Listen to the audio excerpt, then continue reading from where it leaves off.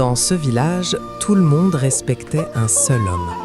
Un homme sage, un homme généreux, un homme qui consacrait sa vie à aider les autres.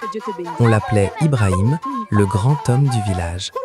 Mais personne n'aurait imaginé que le plus grand malheur de cet homme viendrait de son propre fils. Pendant des années, ce fils a trompé tout le monde, jusqu'au jour où la vérité a éclaté. Et ce jour-là, un père respecté a dû prendre la décision la plus douloureuse de toute sa vie.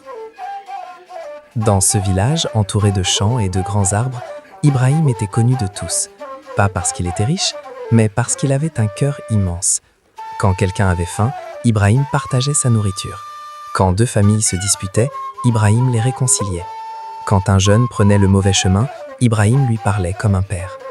Les habitants disaient souvent « Un village qui a un homme comme Ibrahim ne peut jamais se perdre ». Sa maison était toujours ouverte. Les pauvres, les voyageurs, les malades, tout le monde trouvait du réconfort chez lui. Mais ce que les gens ignoraient, c'est que l'ombre du mal grandissait déjà dans sa propre maison. Ibrahim avait un fils. Il s'appelait Ousmane.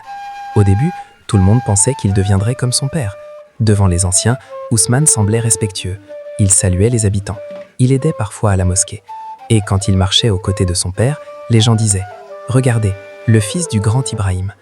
Mais personne ne voyait la vraie nature d'Ousmane. Parce que dès que son père tournait le dos, Ousmane devenait un autre homme. Un homme manipulateur, un homme qui profitait des gens, un homme qui utilisait la réputation de son père comme un bouclier. Ousmane commença à profiter de la confiance des gens. Il empruntait de l'argent sans jamais le rembourser. Il promettait d'aider certaines familles, puis disparaissait avec leur argent. Il intimidait les commerçants.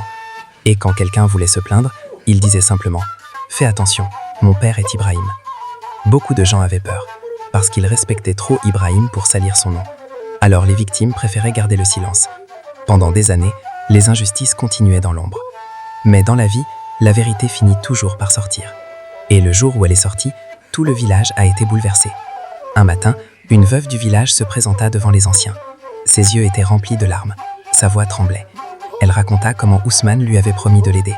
Il lui avait demandé ses économies, l'argent qu'elle gardait depuis des années. Mais après avoir pris l'argent, Ousmane avait disparu. Pire encore, il l'avait menacée pour qu'elle garde le silence. Les anciens étaient choqués. Mais ce qui se passa ensuite fut encore plus surprenant. D'autres personnes commençaient à parler. Un commerçant raconta son histoire. Un jeune berger raconta la sienne. Puis un cultivateur. Et à chaque fois, un seul nom revenait. Ousmane. Les anciens prirent une décision difficile. Ils convoquèrent Ibrahim. Quand il arriva sur la place du village, il sentit immédiatement que quelque chose n'allait pas.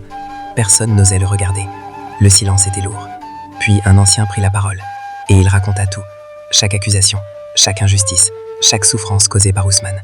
Plus les paroles continuaient, plus le cœur d'Ibrahim se brisait. Quand le récit fut terminé, il demanda simplement « Faites venir mon fils ». Ousmane arriva avec son arrogance habituelle.